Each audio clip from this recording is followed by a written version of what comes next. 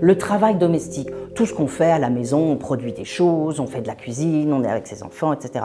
Ça compte pour 0 dans le produit intérieur brut. Qui a décidé un jour que le produit intérieur brut et sa croissance, ça serait l'objectif de nos sociétés? Cette croissance, on pensait qu'elle allait ruisseler vers tout le monde et que du coup les besoins de tous allaient être satisfaits, mais c'est pas du tout ce qui s'est passé. Tout le problème vient de la religion judéo-chrétienne. Il n'est pas du tout impossible, et surtout que l'on devrait sans doute à un moment faire exactement en sens inverse. C'est-à-dire qu'on aura besoin de beaucoup plus de personnes dans l'agriculture, dans le secteur secondaire.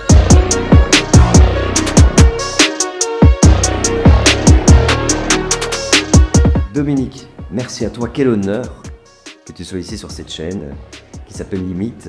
Alors, pour ceux qui ne la connaissent pas, nous sommes ici pour parler de limites planétaires, limites de ressources, limites humaines.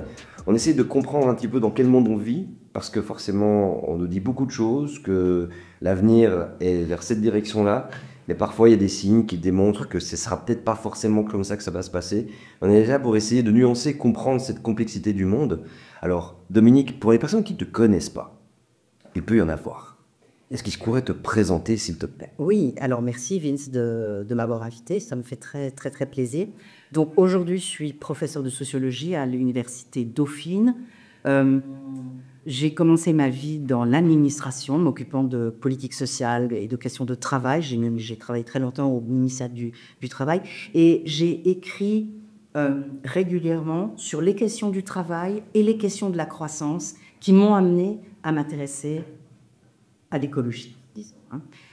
Voilà. Et dans mes travaux, j'essaie de comprendre comment on pourrait allier une société plus désirable, plus vivable, la place que le travail pourrait prendre dedans. Et depuis très longtemps, depuis une vingtaine d'années, je travaille avec des collègues, notamment Florent Jamicatrice et Jean Gadresse, sont des économistes. On travaille sur ce que pourrait être une société post-croissance. Société qui se serait débarrassée de l'obsession de la croissance, du fétichisme de la croissance.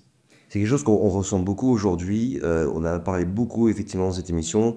On voit bien que la croissance, c'est un impact colossal sur la biodiversité, sur le vivant. Et j'ai l'impression, et là, je voudrais un petit peu ton avis, sur les êtres humains. Alors, pourquoi je te pose cette question-là? C'est parce que je suis amené à discuter beaucoup avec certaines politiques en Belgique. Comme une plateforme de vie en Belgique, elle fonctionne depuis la Belgique. Et qui disent, ouais, mais non, si on n'a pas de croissance, on perd l'emploi. C'est quelque chose auquel on refuse de débattre et de toucher. Parce qu'effectivement, c'est le ciment de notre civilisation et c'est comme si on touchait à ce truc-là et que tout d'un coup, on perdrait en espérance de vie, ce serait une compliquée... Enfin, ce serait l'apocalypse en quelque sorte. Et c'est comme si on n'avait pas le droit de toucher à la sacro-sainte croissance. Moi, je voudrais déjà qu'on essaie de comprendre ensemble comment ça se passe. Est-ce que la croissance aujourd'hui fait toujours ses promesses à l'échelle mondiale? Est-ce qu'elle est toujours en train de sortir des gens de la pauvreté, de ce qu'on peut appeler aussi, on va dire, la situation d'extrême pauvreté? Ou est-ce que, au contraire, aujourd'hui, on est vraiment dans une forme de centralisation et que la pauvreté est en train de remonter? J'essaye un petit peu de voir un prisme un peu plus large. Que de questions. Oui, j'adore en poser une. On va jamais y arriver, là. Avec le timing qu'on a oui. en plus. Alors, que te répondre? Nous sommes des sociétés fondées sur la croissance depuis, je dirais, le XVIIIe siècle. C'est-à-dire que nous cherchons à augmenter toujours plus la production et la consommation. Et on a fini par penser que le taux de croissance, alors croissance de quoi? Du produit intérieur brut. C'est en effet la somme de ce qu'on produit moins tout ce qu'on utilise pour faire cette production. Donc c'est vraiment la quantité de choses que nous produisons. Et on a fini par considérer que cette production, la quantité de cette production, le taux de croissance de cette production, c'était l'équivalent du progrès. Plus notre taux de croissance est élevé, plus nos sociétés sont en progrès. Progrès moral, progrès scientifique, progrès du bonheur, progrès de tout. Et c'est ça qu'avec mes collègues, on remet en cause. Moi j'ai découvert cette question à la fin des années 90. J'ai écrit un petit bouquin que j'ai intitulé « Qu'est-ce que la richesse ?»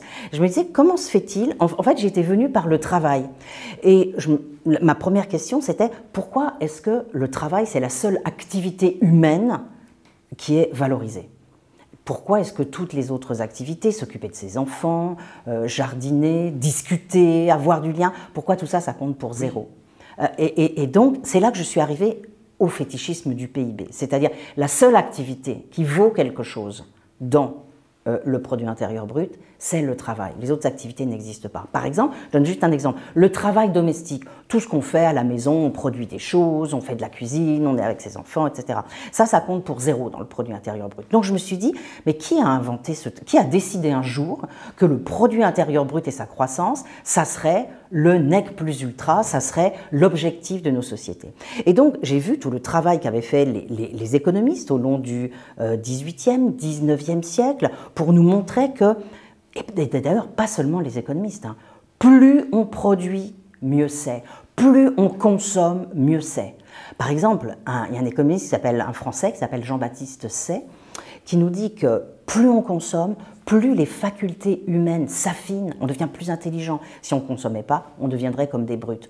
Bref, il y a comme une sorte de convergence de toute l'histoire des idées, des théories, vers le fait que produire plus, consommer plus, c'est bien. Mais je pense simplement qu'à un moment, on a été beaucoup trop loin, c'est-à-dire améliorer les conditions de vie des gens, permettre à tous de manger, de se loger, de se vêtir. C'est très important. Et je pense que c'est ce qu'on a voulu faire au XVIIIe, XIXe siècle. Quand les philosophes, Descartes, Bacon, tous les philosophes aussi beaucoup plus tard, XVIIIe, XIXe, nous disent qu'il faut repousser les limites justement de la connaissance. Ils ont raison, et ils le font pour améliorer les conditions de vie. Un philosophe comme Francis Bacon, il écrit au XVIIe siècle et il dit il faut repousser les limites de la connaissance, il faut extorquer à la nature ses secrets, il faut inventer des artifices, et en gros, il faut mettre la nature en coupe réglée pour que nous, les humains, nous puissions pleinement nous développer.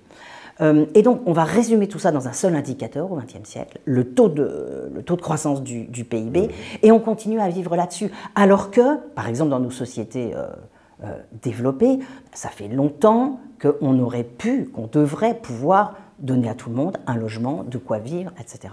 Donc le problème, c'est qu'il y a eu une dérive dans l'histoire, c'est-à-dire que cette croissance, on pensait qu'elle allait ruisseler vers tout le monde et que du coup les besoins de tous allaient être satisfaits, mais ce n'est pas du tout ce qui s'est passé, comme tu le disais tout à l'heure. C'est-à-dire qu'aujourd'hui, on sait bien qu'il y a des pays qui sont beaucoup moins...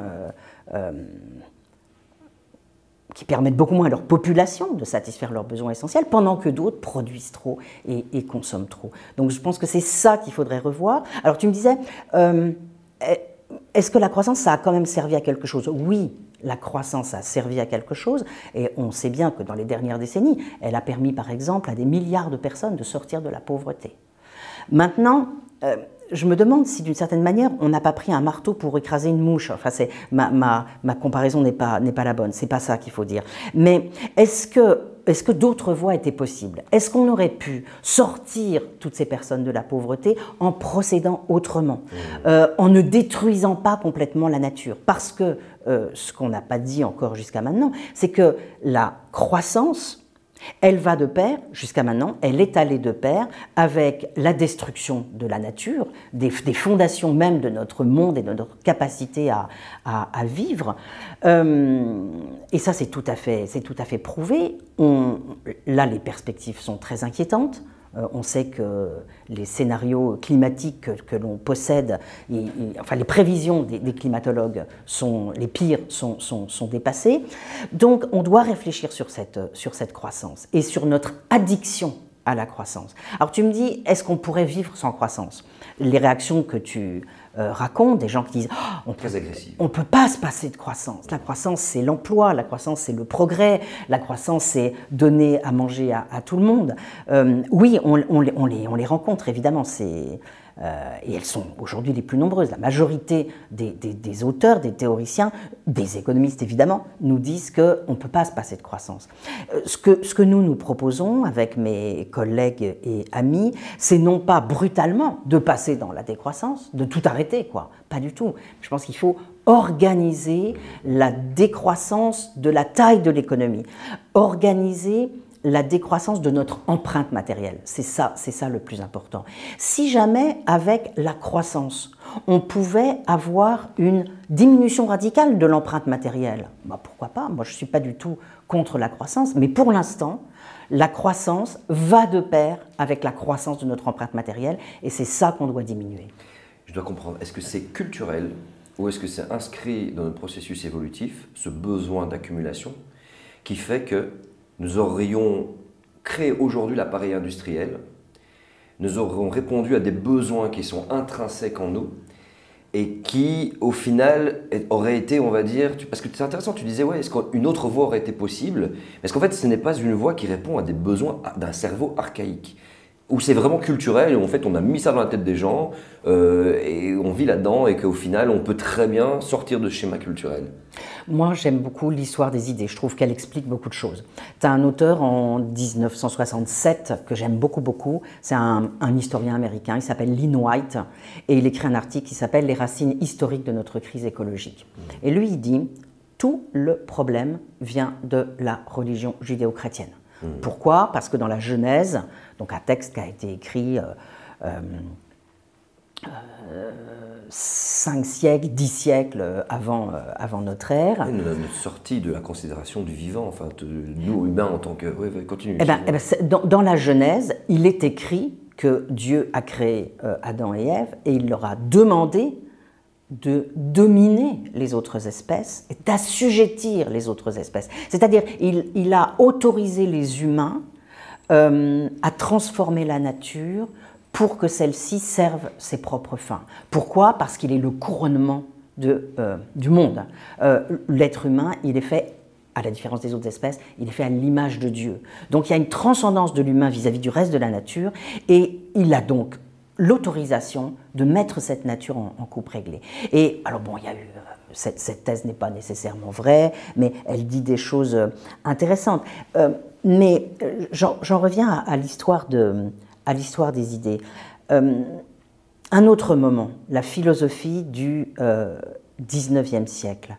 Il me semble, moi ma thèse, c'est que les humains, la philosophie les a incités à croire que pour être pleinement humains, ils devaient faire le monde en quelque sorte à leur image. On voit ça chez un philosophe comme Hegel, par exemple. Il dit que l'esprit, il imagine qu'il y a une sorte d'esprit humain qui, à travers les époques, se déploie pour arriver à la fin à l'esprit absolu. Qu'est-ce qu'il y a derrière ça? Il y a l'idée que la nature, finalement, elle n'existe pas, c'est nous-mêmes. Et que peu à peu, quand on sera à la fin des temps, le savoir absolu, on comprendra que tout ça, c'était nous. Donc, ça peut paraître bizarre, hein. Mais donc ma thèse, c'est que nous pensons que la vocation de l'humanité, c'est de mettre en forme et presque de faire en sorte que le monde, désormais, nous reflète, soit fait à notre image, soit transformé pour devenir pleinement humain. Marx ne dit pas autre chose, hein. Marx dit bien que nous devons transformer la nature. La rendre finalement humaine, quoi. Donc moi, il me semble qu'on continue à vivre là-dessus. Ça veut dire quoi? Ça veut dire que si on veut sortir de la situation assez catastrophique dans laquelle on est en ce moment, on n'a pas seulement besoin de techniques, on a besoin de nouvelles représentations. Et qu'est-ce que c'est, ces nouvelles représentations? C'est par exemple s'imaginer qu'on n'a plus un humain qui est placé face à la nature, mais l'humain, il est dans la nature. Il fait partie... autochtone d'Amazonie, beaucoup. Oui, il est inséré dedans, il dépend de tout cela. Et donc, c'est très difficile à faire ce changement, parce que toute la philosophie occidentale, elle s'est représentée les choses ainsi. Et tu vois l'importance, par exemple, au XVIIe siècle, de philosophes comme Descartes ou Bacon, qui disent on va mettre en forme la nature, on va extorquer à la nature ses secrets pour améliorer nos conditions de vie. Donc, ça a marché en quelque sorte. Et ça a marché en quelque sorte, parce que, tu vois, en fait, qu'est-ce qu'ils ont fait? Ils ont en même temps vidé complètement la nature. Il y a des textes très intéressants. Une femme passionnante qui s'appelle Caroline Merchant, qui a écrit La mort de la nature, et elle montre comment c'est la révolution scientifique du XVIIe et XVIIIe siècle qui a fait qu'on a obtenu construit une nouvelle représentation de la nature qui avant était grouillante, pleine de vie, de puissance magique, d'esprit, elle est devenue complètement vide. Et puisqu'elle était vide, on pouvait complètement la transformer, l'abîmer, la maltraiter. Voilà, c'est de ça qu'il faut sortir. Et donc là aujourd'hui, comme je t'ai dit, j'imagine que on a un imaginaire pour l'avenir du travail, un imaginaire parfois de science-fiction, parfois de se dire on va moins travailler, les machines vont faire le travail à notre place. Oui. Moi, j'essaye de comprendre quand j'écoute certains politiciens qui disent oui, mais la valeur travail, voilà, on compte sur les travailleurs à l'avenir, de voir comment je vais t'expliquer ça, de faire beaucoup de gestion, d'être beaucoup dans les secteurs tertiaires, de la formation dans les universités continue dans ce sens-là. Et à la fois, moi aujourd'hui, depuis que j'ai lancé la plateforme Limite et que j'interviewe beaucoup de tes collègues ou de chercheurs, je découvre qu'il y a ces limites physiques, il y a ces limites aux ressources qui vont faire que ça va être de plus en plus compliqué de les avoir, qu'on a un changement climatique. Et donc, je suis plus en train de me projeter en disant, mais non, à quoi va ressembler vraiment le travail demain ?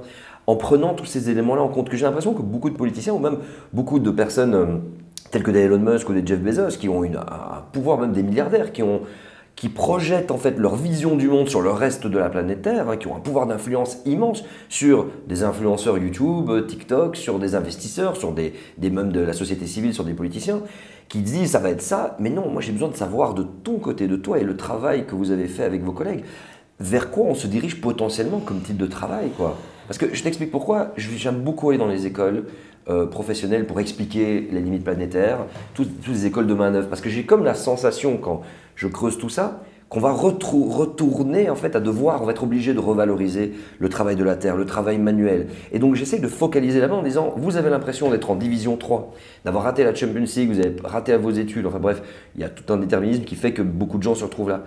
Mais je vais là-bas les valoriser en disant, non, en fait vous êtes des métiers d'avenir. Et est-ce que je me trompe ? Est-ce que je pars en sucette? Tu vois ce que je veux dire? Non, je crois que tu as tout à fait raison. Il faut peut-être qu'on reprenne là encore une perspective longue. Oui. On a longtemps été des sociétés paysannes.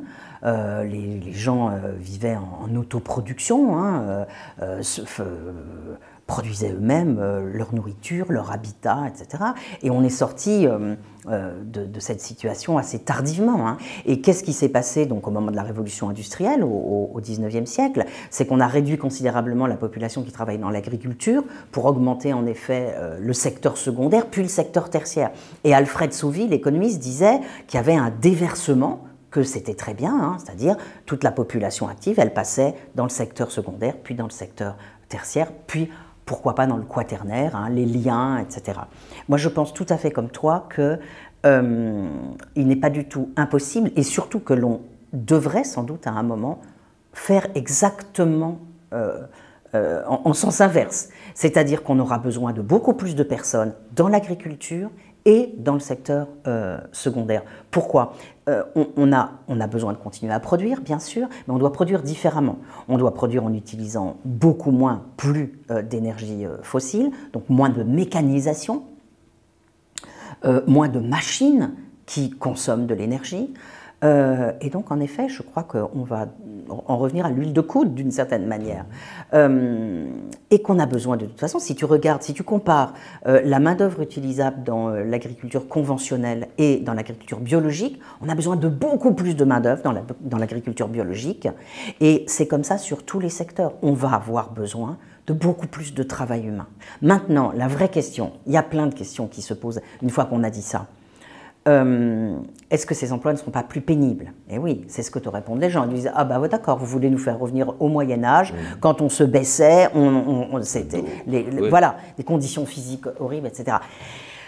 On va essayer que non. C'est-à-dire, il faut qu'on trouve la ligne de crête qui nous permettrait d'utiliser quand même des technologies qui soulagent le travail humain, parce que ça a été toute l'histoire du progrès humain, des machines qui nous ont permis de faire des choses invraisemblables, merveilleuses, en utilisant moins de travail humain. Et là, je pense qu'il faut utiliser plus de travail humain, tout en utilisant bien les technologies. Alors, par exemple, l'intelligence artificielle, tu parles d'Elon Musk et de tous ces gens qui, en effet, déversent sur nous de nouvelles technologies. Mais moi, il me semble que l'important, là, c'est de savoir les usages de ces nouvelles technologies ou de ces technologies. À quoi vont-elles nous servir? Si c'est pour soulager le travail humain, tout en restant dans les limites planétaires, parfait.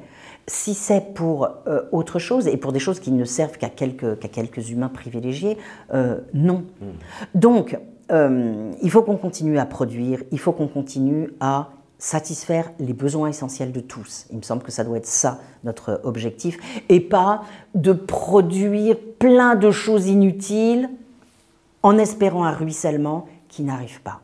Donc là, il faut qu'on revoie complètement nos méthodes, il faut qu'on revoie complètement la folie qui s'est emparée du capitalisme et qui fait que les gens sont obligés, enfin on est tous entraînés plus ou moins à participer à la production de choses qui ne nous servent à rien et qui ne sont absolument pas utiles. Donc il faut qu'on réduise cette production-là, il faut qu'on réduise notre consommation matérielle, notre production matérielle. Et donc oui, il y aura plus de travail humain, sans doute dans l'agriculture, sans doute dans l'industrie. On sait que nous devons, nous, dans les pays occidentaux, relocaliser une partie de notre industrie. Et après, toute la question, ça sera de savoir, petit 1, comment on organise ces reconversions, parce que ça veut dire quand même que l'emploi va diminuer dans certains secteurs et augmenter dans d'autres secteurs. Comment est-ce que tu reconvertis les gens? Comment tu fais en sorte qu'ils n'aient pas peur? Oui, Comment qu'il n'y ait pas de crise sociale qui sorte de ça. Mais absolument, parce que si jamais la solution, c'est que ces personnes se retrouvent au chômage, alors ça ne marchera pas. On ne pourra pas faire la transition. Donc, il faut absolument anticiper ces mouvements et les accompagner. Mais pas seulement dire aux gens, bah, tu vas aller au chômage, puis en fait, tu retrouveras bien du boulot. Non, il faut vraiment qu'on ait des nouvelles institutions pour accompagner ces reconversions. Et donc, qu'est-ce que sera le travail dans le futur? Ben,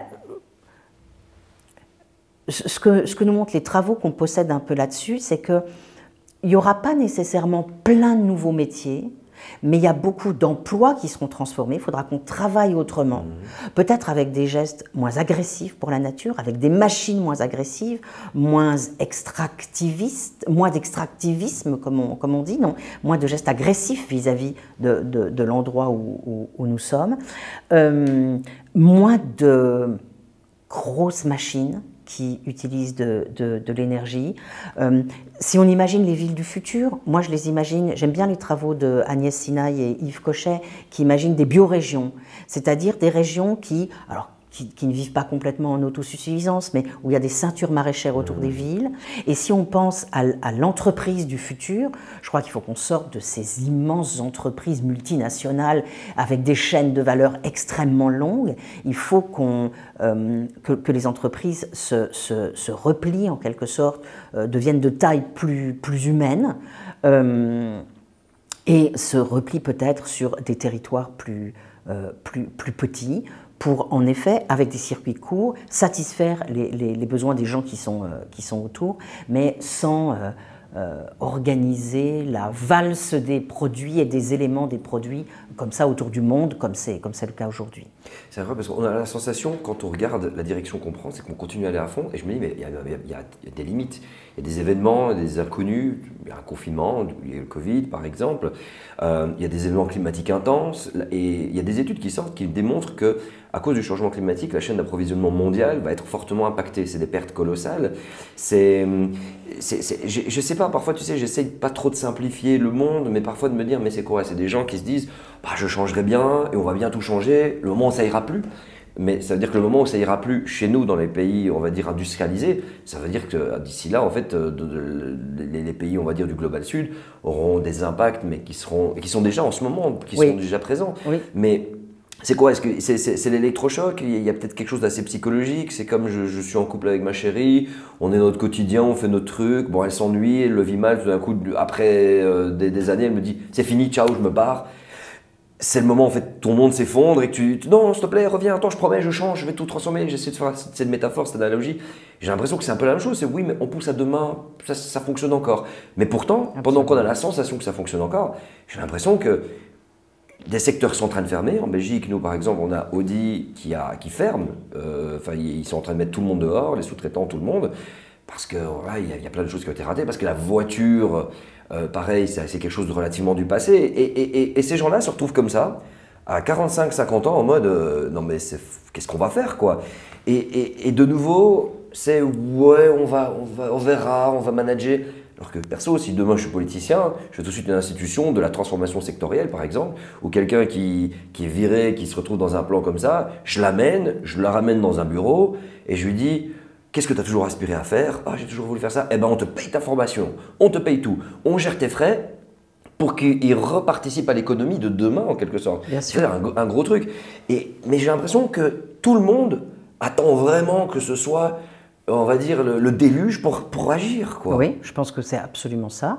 C'est-à-dire, on se dit, jusqu'à maintenant, tout va bien, ou tout va un petit peu mal, mais voilà. Mais je pense que ce changement, il est extrêmement difficile à engager et à maintenir. Pourquoi? Parce que si un pays le fait tout seul, il sait très bien que les autres vont lui piquer des parts de marché. Si par exemple un pays décide de moins produire ceci ou cela, ou disons, de changer radicalement. Si les autres pays ne le suivent pas et en profitent pour continuer, eux, à utiliser à fond des énergies fossiles, du charbon, etc. Et avoir un avantage. Et avoir un avantage. Un gouvernement ne peut pas prendre ce risque. Donc, on sait bien que le dysfonctionnement majeur, c'est qu'on n'ait pas une possibilité d'entente internationale, d'accord international, d'organisation mondiale du climat qui nous dirait « Allez, maintenant on va tous dans cette direction ». Non, ça ne se passe pas comme ça, malheureusement. Et c'est ça qui me semble le plus compliqué. Donc moi, je mets mes espoirs aujourd'hui sur l'Union européenne, c'est-à-dire quand même un espace assez vaste qui pourrait être capable de mener des politiques. Mais on voit là encore que c'est très compliqué aujourd'hui. J'aimerais te parler d'un ouvrage et d'un personnage qui m'a beaucoup inspiré. C'est Sico Mansholt. Je ne sais pas si tu en as déjà entendu parler. C'est un socialiste néerlandais qui était depuis 1958 le vice-président de la Commission européenne chargé de l'agriculture. Il avait mis en place, donc à l'époque l'Union européenne c'était 6 pays, et il avait mis en place des politiques très productivistes. Et puis, pendant les vacances 71 de Noël, il lit les bonnes feuilles du rapport Meadows, les Mills to Growth. Il est complètement bouleversé.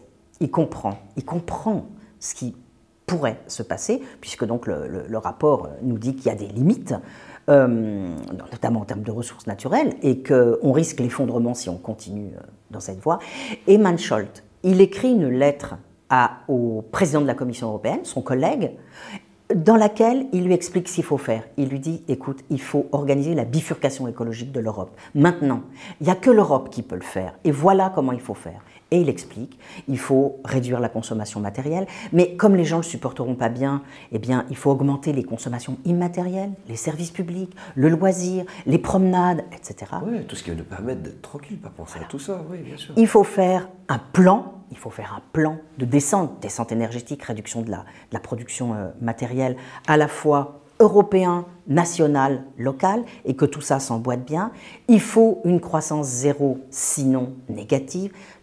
Tout est dedans. Il faut protéger nos frontières pour qu'on puisse justement prendre pleinement nos décisions sans que les autres nous empêchent de le faire. Bref, c'est un petit bijou.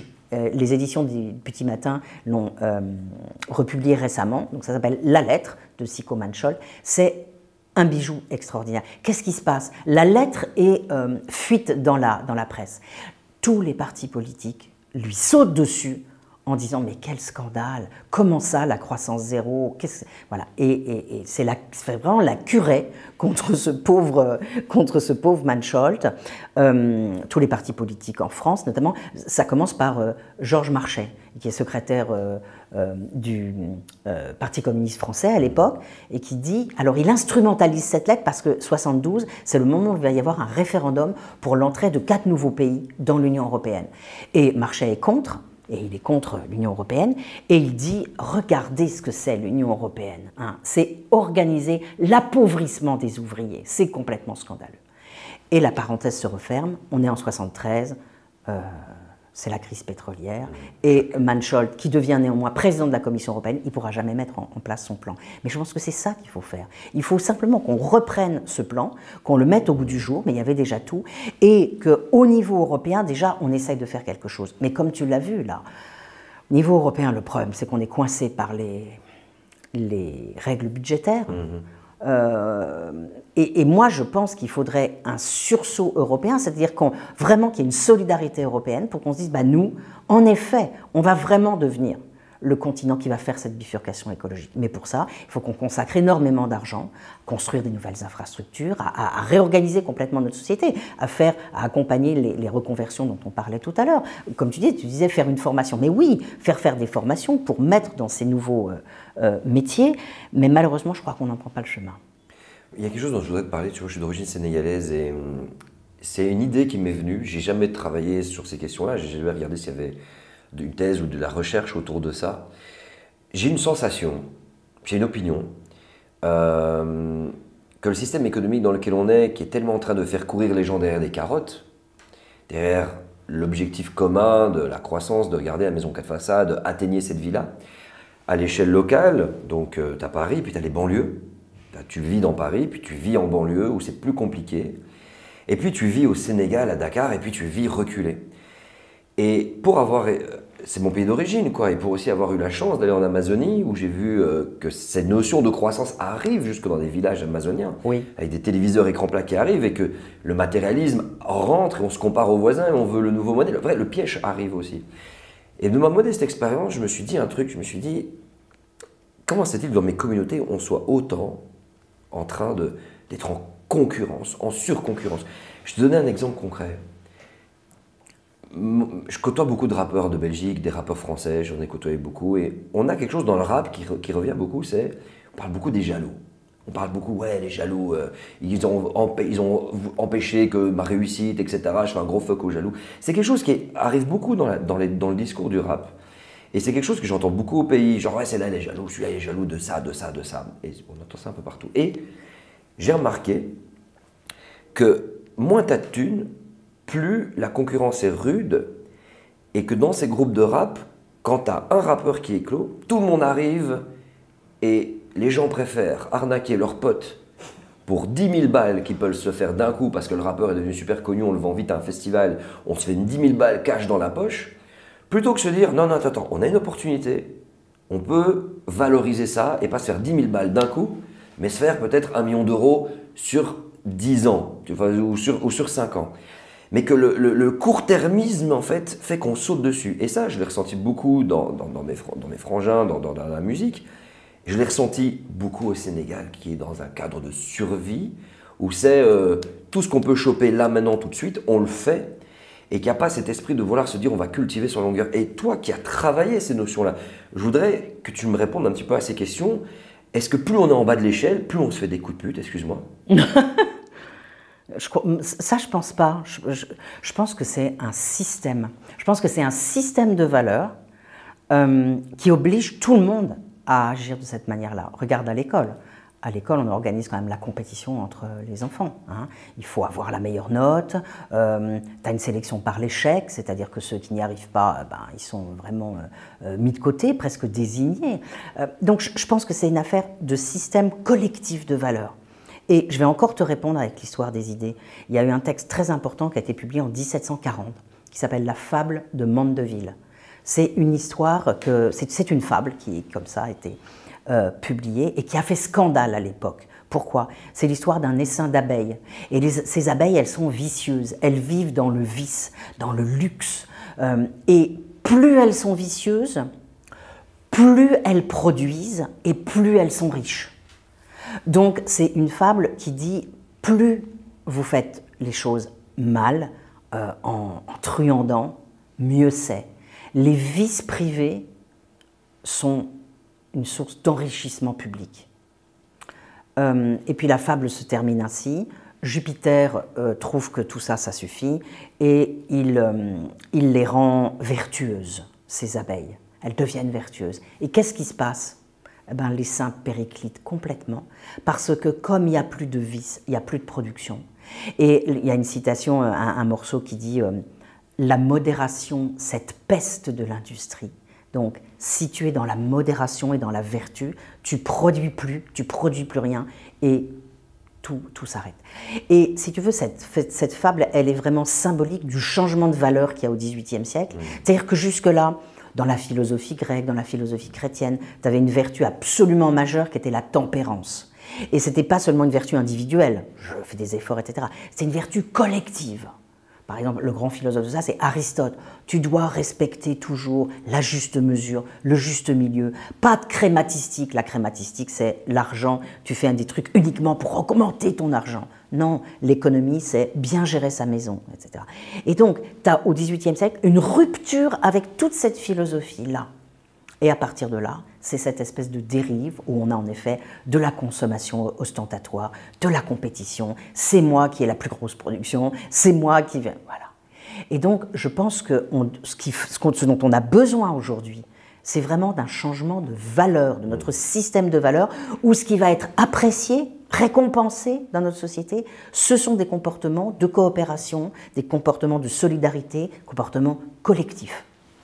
Tu sais, tu parlais des effets Veblen, un peu ce oui. aspect la consommation ostentatoire. Voilà, c'est exactement. Ça. C'est quelque chose. Moi, quand je baignais dedans, effectivement, même si on est bien éduqué, qu'on se dit c'est pas le plus important, à partir du moment où c'est la chose qu'on te montre constamment sur les réseaux, qu'on te montre en télévision, qui est le ciment de nos interactions sociales, même si tu es bien éduqué, j'ai l'impression que d'une façon ou d'une autre, quand tu t'achètes ta nouvelle paire, bien sûr, tu la portes, elle te fait du bien, elle te fait plaisir, parce que tu sais que même si tu t'en fous et que les gens en face de toi s'en foutent, c'est comme si ça répond en fait à une sorte de, comment dire, de nuage de nos interactions sociales, de circuit électrique de notre et ça façon. dit quelque chose sur ce que tu es, sur qui tu es, sur à quel groupe tu t'affilies, de qui tu te distingues en affichant même pas seulement une marque, mais en affichant un type de vêtement. Mmh.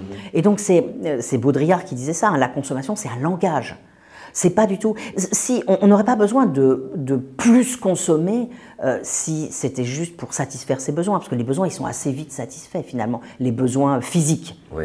Oui. Mais après, tu as les besoins de comparaison. Et alors là, ça peut aller... C'est infini, c'est du mauvais infini, parce que c'est jamais fini. C'est ça, en fait, il n'y a pas de fin, ça. Il n'y a pas de fin. Et c'est un épuisement, et tu t'épuises là-dedans. Merci. Les pays s'épuisent là-dedans, les individus s'épuisent là-dedans. C'est jamais fini. Oui, parce qu'il y a une sorte d'adaptation hédonique. C'est comme si tu buvais de l'alcool, à un moment donné, t'en bois, tu t'habitues à ça, et tu veux la dose la plus forte. C'est intéressant que tu parles de l'alcool, parce que tu te souviens que sobriété, ça vient de sobriétas, c'est la modération dans l'usage du vin. Mmh. Et donc, voilà, tu as d'un côté le mauvais infini, tu bois, puis à la fin, tu n'es plus capable de rien. Oui, et puis si tu parviens pas à boire ou accéder, tu vois que les autres continuent à boire, et tu te sens malheureux, tu as l'impression d'échouer. Oui. Et c'est pour ça que je suis extrêmement effrayé, Dominique, par cet avenir où ne pas prendre ça en compte fait que des gens auront l'impression d'être les laissés pour compte, oui, d'avoir raté. Et excusez-moi de le dire, enfin, je ne vais pas m'excuser, c'est ma peur profonde, c'est de voter pour une nouvelle moustache comme ça. Et de remettre quelqu'un au pouvoir qui va venir avec une facilité de dire « Ah, vos problèmes, c'est les gens qui ressemblent un peu à ça, on va leur péter la gueule. » Que des sombres moments de l'histoire qu'on a déjà vécu reviennent. Et j'ai l'impression qu'on est aux prémices de ça. Qu'on est peut-être littéralement dedans. Je vois les effets Trump, je vois les effets Bolsonaro, oui, je vois ce qui se passe en Europe, c'est flippant. Oui. Je veux dire, quand j'ai vu les images qui se passaient en Angleterre il y a quelques mois, avec des gars qui avaient ma couleur de peau, qui se baladaient dans les rues de Londres, et des groupes venaient, les tapaient, parce que ces gens-là vivent des malheurs, sont dans des zones désindustrialisées, ils se disent, c'est la faute du Renoir qui est là. Tout à fait. Mais si ça s'est passé en Angleterre, qu'est-ce qui empêche que ça se passe à Bruxelles ou à Paris? Bah, bien sûr. Bien sûr. Mais ça m'effraie. J'ai exactement les mêmes craintes. On est très nombreux à avoir les mêmes craintes. Et il me semble qu'une des manières d'éviter ça, c'est d'une part d'essayer de mettre en œuvre ces réformes dont on a parlé, mais il faut les mettre en œuvre vraiment de façon, j'allais dire, disproportionnée entre les groupes sociaux. Il y a clairement aujourd'hui des groupes sociaux qui non seulement consomment trop, rendent les autres jaloux. Quand tu as un yacht de 100 mètres et que ça ne veut que susciter la jalousie, quand tu as des gens qui ont trop de choses et qui veulent en effet les montrer, ça rend les autres malheureux. Donc moi je pense qu'une des solutions, hein, c'est beaucoup plus d'égalité. c'est plus On d'égalité. doit sortir du système économique dans lequel on est. Cette notion de. Enfin, quel nom on peut donner de l'ultralibéralisme, le néolibéralisme, le capitalisme actuel. Bien sûr. Il faut sortir de ça. Oui. Mais comment il est tellement en train de. Excuse-moi, j'ai l'impression que c'est une piqûre Tout à d'héroïne, fait. quoi. Tout à fait. Ce système économique. La seule manière de sortir de ça, en effet, c'est d'avoir une politique de redistribution, pas seulement de redistribution d'argent, de redistribution des privilèges, des accès, donner vraiment accès à tout le monde aux services publics, pour qu'il n'y ait pas ceux qui peuvent se faire soigner très facilement parce qu'ils payent beaucoup et les autres qui ne peuvent pas. Donc je pense que le maître mot des politiques qu'on devrait développer là, c'est vraiment l'égalité, faire payer plus et consommer moins les plus riches, parce qu'il n'y a aucune raison. Je veux dire, personne n'a rendu des services tellement éminents à la société qu'il a le droit de gagner 100 000 fois plus qu'un autre. Ça n'est pas possible. Ou alors, quelques personnes, quelques très grands savants qui auraient en effet sauvé l'humanité. Surtout qu'ils ne sont pas plus heureux. Absolument. Et ils ne vivent pas plus longtemps non plus, quoi. Enfin, voilà. Alors, adoptons de nouveaux indicateurs. Avec mes collègues, ce qu'on dit, c'est que ce produit intérieur brut, là, notre indicateur majeur, la croissance, là, il faudrait, sinon le mettre de côté, au moins, tu vois, encadrer la production dans, d'une part, un indicateur qui serait l'empreinte carbone. Donc, ça veut dire, je coince ma production dans les limites planétaires, elle ne peut pas les dépasser. Et de l'autre côté, dans un indice de santé sociale qui nous montre que cette descente, elle s'effectue en respectant une forme d'égalité entre les gens. C'est pas que les plus pauvres et ceux qui sont, comme par hasard, dans les secteurs qu'il va falloir fermer, s'en prennent plein la figure et les autres, ça va très bien. Non, on essaye de faire ça de manière égalitaire. Il faudrait plus de milliardaires ou de millionnaires de type. Il y a une grosse différence déjà entre un milliardaire et un millionnaire, mais type le PDG de Patagonia. C'est le PDG de Patagonia, je ne sais pas si tu as entendu. Je ne suis pas sûre qu'on ait besoin de milliardaires ou de millionnaires. Déjà. Tu vois. Mais qui sont dans une idée de se dire, bon, on redistribue tout. En fait, qu'ils soient les prémices de concepts, de nouveaux concepts, de se dire, bon, bah, moi, ma société, même si je l'ai fondée, ça ne sert à rien que je me fasse un 20K par mois, un 15K par mois ou un 50K. Que peut-être à la rigueur, j'ai peut-être 1000 ou 2000 en plus que les autres, mais qu'on fasse augmenter les autres en quelque sorte pour qu'on puisse… Alors moi je préférerais, si tu veux, des formes de redistribution organisées par la collectivité, par le collectif. C'est-à-dire, c'est pas monsieur machin qui a gagné beaucoup d'argent et qui, du haut de son piédestal, nous fait la charité de quelque chose. Non, je pense que cette redistribution, elle doit être organisée collectivement, c'est-à-dire, tu dois pas gagner… au-dessus d'une certaine somme, je dis n'importe quoi, disons 10 000 € si on veut, mais c'est repris par les impôts et ça permet de financer l'ensemble de la collectivité. Alors tu as des gens qui diront « mais ça c'est désincitatif à produire plus ». Très bien, c'est pas grave.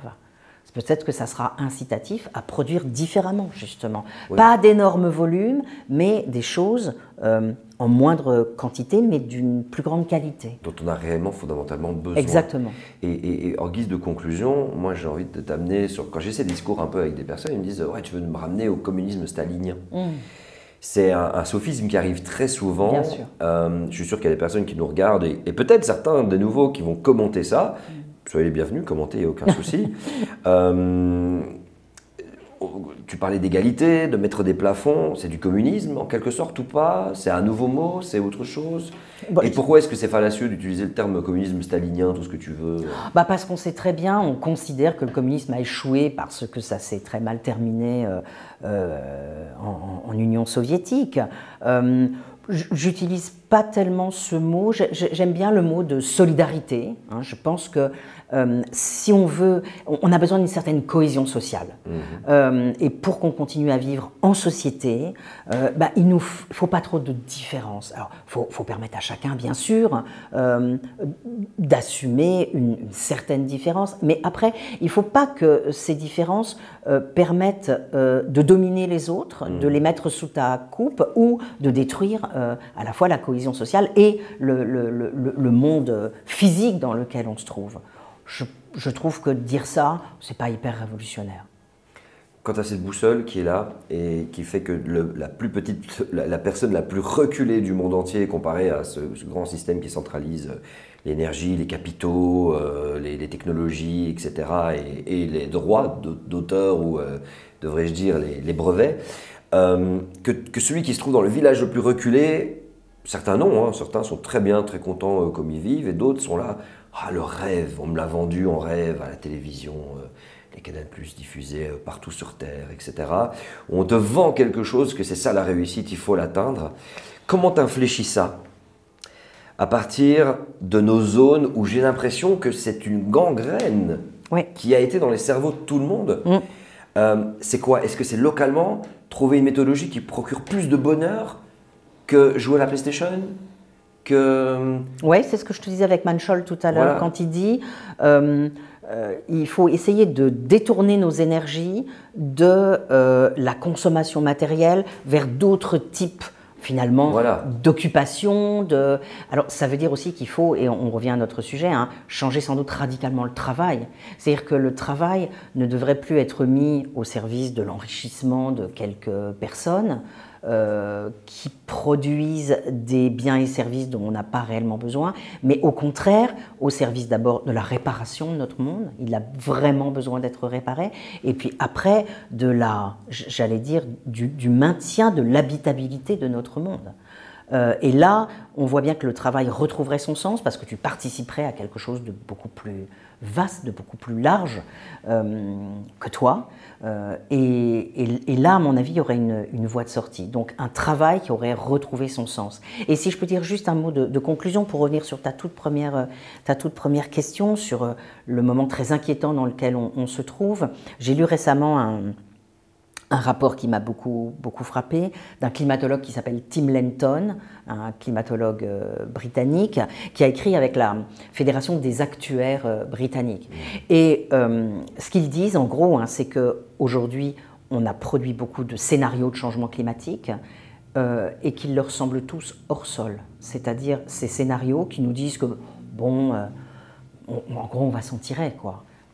Repose sur des hypothèses qui ne sont pas valables, que les économistes trop longtemps nous ont laissé rêver que grâce à la technologie on s'en tirerait, et qu'il faut là tout de suite maintenant prendre conscience qu'on n'a plus du tout le temps, que les choses vont très vite et qu'il faut sans doute redonner la main en effet aux climatologues qui ont eux les pieds dans le sol plutôt qu'à tous ceux qui sont encore là en train de rêver que les choses finalement pourraient bien se passer et qui sont complètement hors sol. Cette affaire de sol me semble très, très importante.